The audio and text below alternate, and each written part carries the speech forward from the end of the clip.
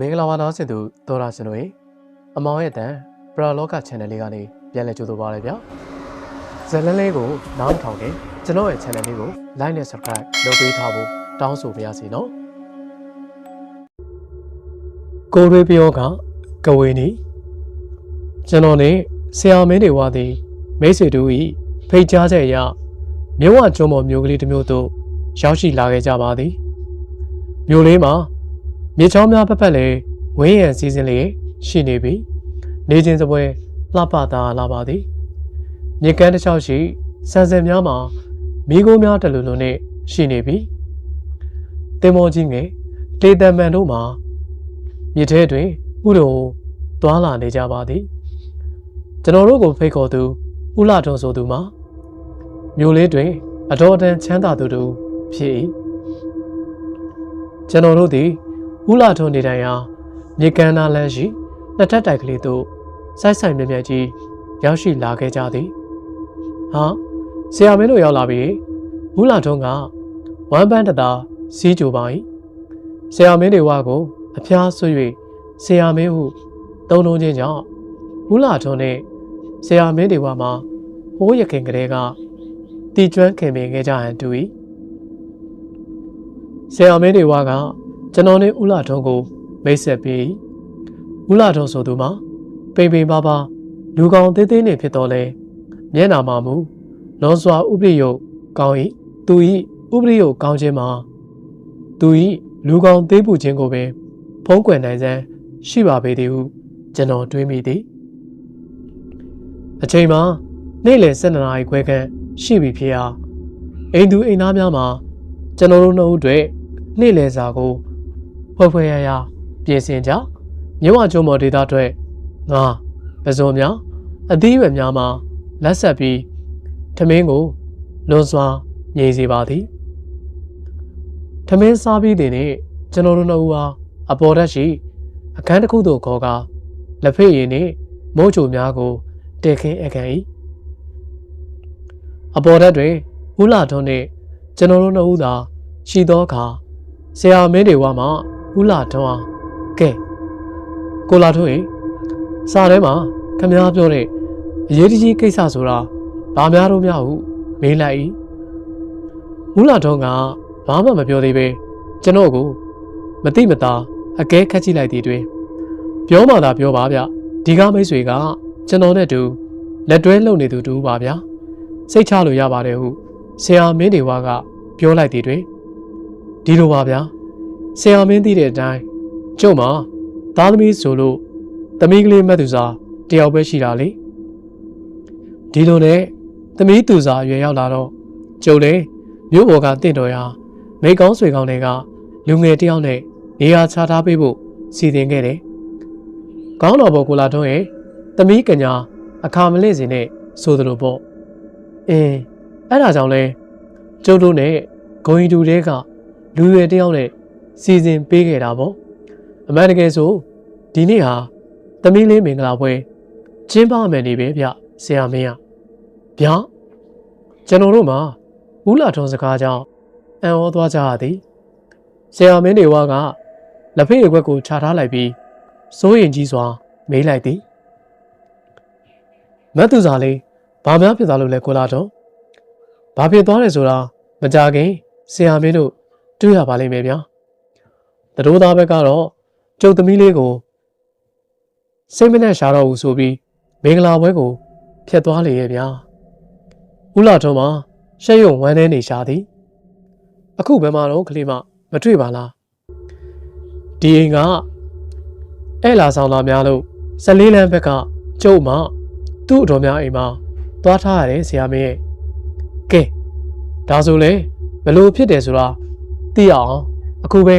သွားကြည့်ကြစို့ဗျာဆရာမင်းတွေကစကားဆုံးသည်နဲ့ကျွန်တော်တို့သည်မတ်သူစာလေးရှိရသို့စပီးများဖြင့်ထွက်ခဲ့ကြတော့လေသည်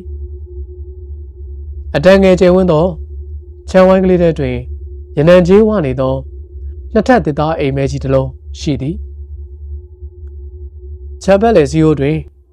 ပုံနေရင်ပေများထူထပ်စွာပေါက်နေသောကြောင့်အပြင်ဘက်မှရုတ်တရက်ကြည့်လိုက်လျင်အိမ်ကလေးကိုမမြင်ရပေ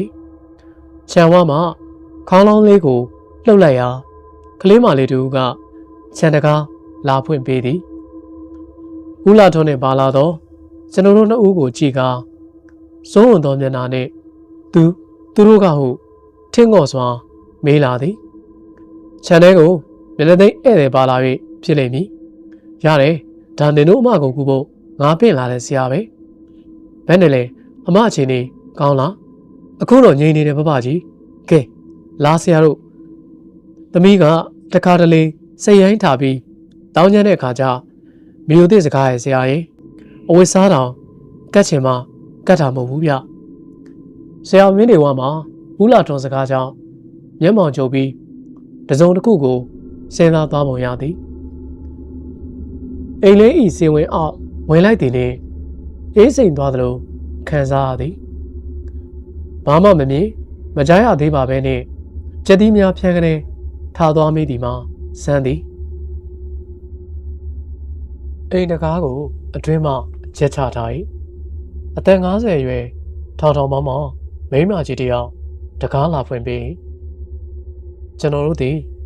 ဦးလာထုံးဦးဆောင်မှုဖြင့်အိမ်ပေါ်ရက်သို့တက်ခဲ့ကြသည်အပေါ်ရက်သည်ဟောကန်ကြီးတစ်ခုဖြစ်သည်မြည်သည့်ပစ္စည်းပစ္စည်းမရှိဘဲရှင်းလင်းနေသည်ပြည်ရင်းတကားများကိုအကုန်ပိတ်ခါချက်ချထားသည်အပေါ်ရက်အိမ်လေတိုင်းသားတွင်အဝတ်စားဖြူပြင်းနှင့်မိမပြိုလေးတူသပင်ဖားချပြီးစောင့်ဆောင်ထိုင်နေသည်ကိုတွေ့ကြရသည်ထိုမိမပြိုကဆရာမင်းတွေဝါကိုလက်ညှိုးထိုးရင်ရုတ်တရက်စူးစူးဝါးဝါအတကုံထရဲသည်အတန်ကကျေတဲ့ကျေလာပြီးအတန်မှာအကွဲလာသည်သမီးဟဲ့သမီးသူစားဦးလာထုံးကသမီးဖြစ်သူကိုဟန့်သည်မတ်သူစားကမမှုဆရာမင်းတွေဝါကိုသာလောင်ပြောင်ရင်မောနေသည်အခန်းကိုအလင်းအောင်ပေးထားသော60ဝက်အားမီးလုံးလေးပင်တစ်ဖြက်ဖြက်မျက်တောင်ကတ်လာသည်ဆရာမင်းတွေဝါကမတ်သူစားဘေးမှဖြတ်ခါခေါင်းရင်းဘက်တွင်ဝင်ထိုင်လိုက်သည်ကျွန်တော်နဲ့ဦးလာထုံးမှာလေကားထိန်တာခက်လန်းလန်းမှာပဲကျန်ရစ်ကအချိန်တွေကိုစောင့်ကြည့်နေကြတာပေါ့ဗျာဆရာမင်းတွေဝါကကျမ်းမြေကိုလဝါးနဲ့အသာပို့လိုက်တယ်ဗျတိတ်ဆန်မတ်သူစာကိုစစ်စစ်ကြည့်ပြီးအမိန်ပေးလိုက်တယ်ဗျရေတံမှာတိကနေ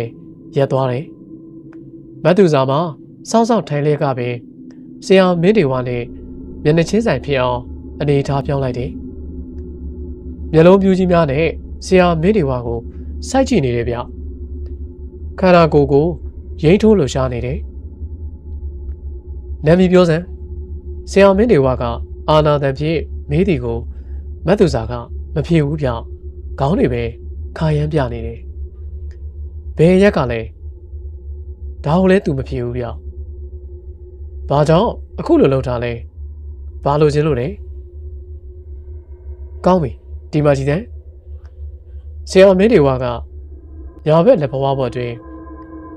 ဘယ်လက်ညှိုးဖြင့်တစုံတရာကိုရေးဆွဲစီရင်လိုက်တယ်ပြီးတော့လက်ဘဝကို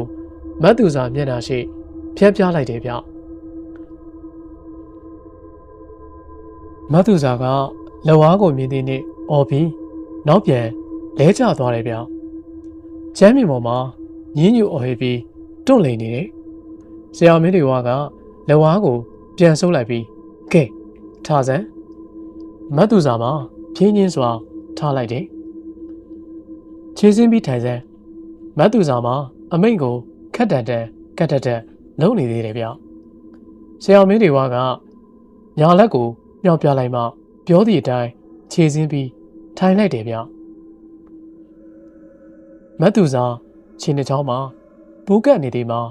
ကျိုးဖြင့်ပိုးချီထားသလားပင်ထင်ရတယ်ကျွန်တော်မှာဆရာမင်းတွေဝါနဲ့အတူပွဲတော်တော်များများလွှဲမှုပြရဗျာမတ်သူစာတစုံတစ်ယောက်ကပြူစားထားသဖြင့်အမောင်ပြောကပိုးဝင်နေမှန်းခြေစင်းထိုင်ပုံကိုကြည့်ပြီးဆုံးဖြတ်နိုင်နေဗျဆရာမင်းတွေဝါကလည်းညာဘက်လက်ဘွားကိုမတ်သူစာကောင်းပေါ်အုံမိုးပြီးရခင်မေးခဲ့တဲ့ မေကုံများအတိုင်းပဲပြန်မေးတယ်ဗျမတ်သူစာတွင်ဝင်မှုနေသောအမောင်ပြောကမှာဆရာမင်းတွေဝါ၏လက်ဖွားပေါ်မှာပညာစက်ကြောင့်မငင်းဆန်နိုင်ပဲမချင်းမချမ်းဖြေးရတော့တာပေါ့ဗျာရေစံသားကတပန်းပင်ကြီးကမဲကြီးပါအစားစားရမယ်ဆိုပြီးစီခိုင်းလို့ပါမတ်သူစာထံဘူးကတ်နေသောအမောင်ပြောကမှာကန်းသားဆက်ရေတပန်းပင်ကနေထိုင်ခွင့်ရှိသောတတ္တဝါဖြစ်ကြောင်းသိလိုက်ရတယ်ဗျကို့နေရာကိုပြန်စမ်းဆရာမင်းတွေကရေတပန်းပင်မှာအကောင်ကိုလေးတန်းမမဖြင့်အမိန်ပေးမောင်းထိုးလိုက်တယ်အဲ့ဒီတတ္တဝါကိုမတ်သူစာကိုမှမောင်းထိုးလိုက်တဲ့နေ့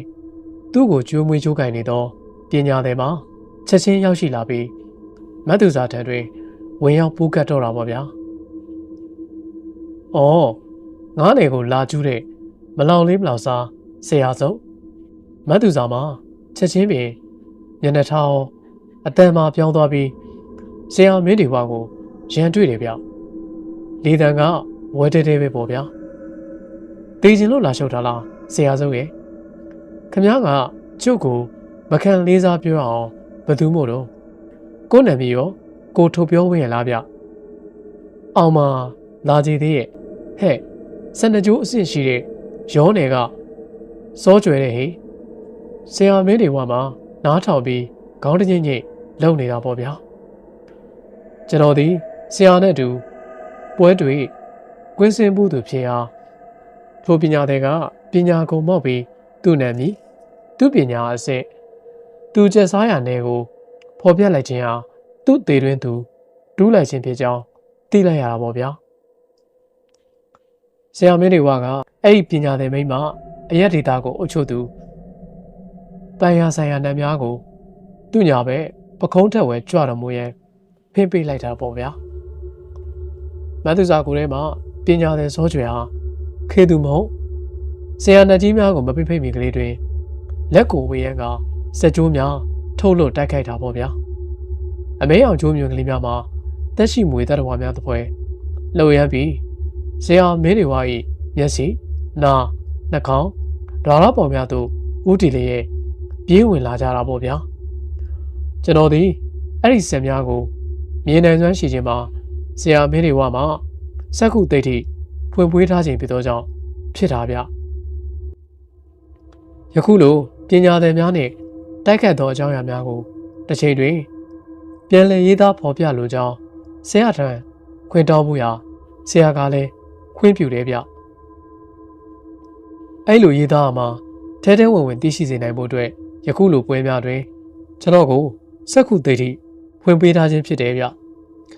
ဒါကြောင့်ရန်ဖေရန်ကအခြေအနေရပေါ်ဗျာဆရာကိုကျွန်တော်ဝင်ရောက်ကူညီနိုင်ခဲ့တာတွေလည်းရှိတယ်ဗျဆရာက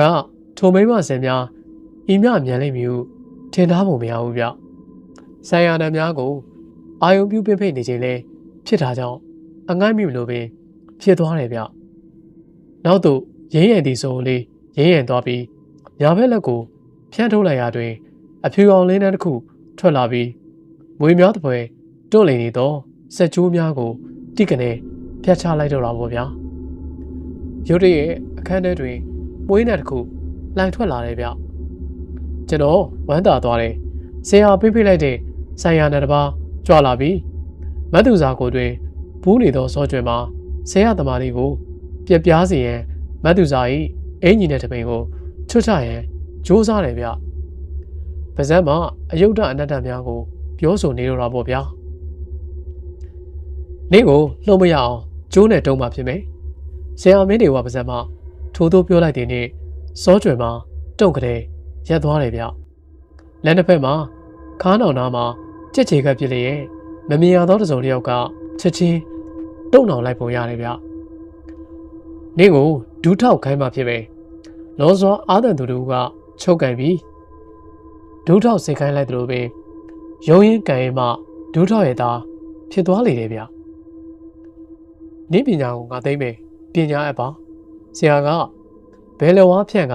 ပညာအခိုင်းတယ်စောကျွေကခေါင်းမနေတော့မယ်ဗျမပေးနိုင်ပါဘူးငါပညာကောင်းပြီပါဇက်ကိုပိတ်ထားပြီး ဒန်းတစ်ချက်ခတ်ပါမတ်သူစာနှုတ်ခမ်းနှလွာမှာတင်းတင်းစိတ်ပိတ်သွားလေတာပေါ့ဗျာမတ်သူစာထံမှမချစ်တင်ငယ်ညီးညူတန်ထွက်လာပြီးကြောကော့ထွက်သွားတယ်ခေါင်းလက်ဆိုင်ကြပြီးတက်ဆက်ဆက်တုံနေတော့တာပဲဗျို့မြေဝင်းကိုကြည့်ပြီးကျွန်တော်ဘေးမှာဦးလာထွန်းသည်တုံလို့ချောက်ချားသွားလေတာပေါ့ဗျာသမီးဦးလာထွန်းကြီးစိတ်ထိန်ပါဗျာအခုကဦးလာထွန်းသမီးမဟုတ်သေးဘူးဗျပညာတဲ့စောကျွယ်သူ့ကိုကျုပ်ဒဏ်ခတ်နေတာဦးလာထွန်းမှလည်းတက်မကြီးဦးကနေချကမျက်တောင်မခတ်ပဲအချင်းတွေကို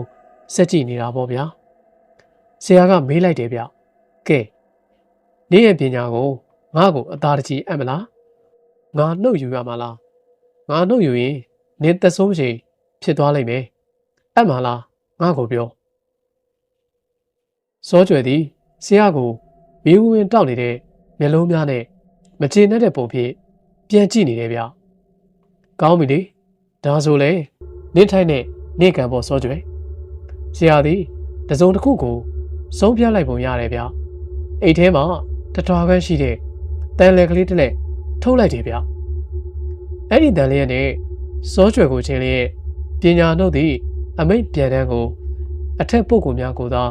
အတန်ဒီတန်သားဖြင့်ရွတ်ဆိုလိုက်တယ်။နိုင်နေ့ရဲ့အချိန်တိကျနဲ့ရွတ်ဆိုတာဗျစောကျွယ်ခမမြေပေါ်တွင်ဖြက်ဖြက်လူကလူးလိမ့်နေရတော့တာပေါ့ဗျာဆရာပါဇက်မှာပြန်တန်းရွတ်ဆိုတဲ့တိကနေပြီးဆုံးသည်နှင့်တွန့်လိန်လူးလိမ့်နေသောစောကျွယ်ဝင်ဘူးခံနေသောမတ်သူစာကလေးမှာစက္ကနဲ့ငြိမ်ချသွားတော့တာပေါ့ဗျာကျွန်တော်နဘေးမှာဦးလာထွန်းကလည်းတမီးဦးအော်ခါမတ်သူစာလေးတန်းပြေးကတ်သွားတော့တာပေါ့ဗျာနိုင်ကိုကြည့်လိုက်ရညနေ3 နာရီတိထိုးပြီဗျဘာမှမဖြစ်ပါဘူးကိုလာထွန်းရခဏနေတတိယလာပါလိမ့်မယ်ကိစ္စပြီးသွားပါပြီတတိယလာရင်ရေလေးပါလေးတိုက်လိုက်ပါအခုစိတ်ချရပါပြီဗျဟုတ်ကဲ့ပါဆရာမင်းဟုတ်ကဲ့ပါဦးလာထွန်းမှာအောက်ထက်မှမိမငယ်လေးနဲ့အတော်ကြီးကိုအပေါ်ထက်ကိုခေါ်ကမတ်သူစာလေးကဘိုးအေးဝေစားများကိုပြင်ဆင်စေတယ်ကျွန်တော်တို့သုံးသာအောက်ထက်သို့ဆင်းလာပြီးဧကန်းတွင်ထိုင်လိုက်ကြတာပေါ့ဗျာဦးလာထွန်းခမည်းနဲ့စီးပွားပြန်ပြန်ကမကျေနပ်လို့ပညာသည်ကိုအဖိုးကပေးပြီးလှုပ်ထားတာပဲဗျကိုလာထွန်းကဘသူဆိုတာခမည်းသိကျင်သေးသလားဆရာမင်းတွေဝါကမေးလိုက်တယ်ဗျမသိချင်ပါဘူးဆရာမင်းရဲ့စီးပွားရေးမှာကျုပ်ကဖြောင်းဖြောင်းတန်တန်မှန်မှန်ကန်ကန်လုပ်ပြီးချမ်းသာလာတာပါဗျာဒါကိုမလိုတဲ့သူတွေလည်းရှိမှာပေါ့လေ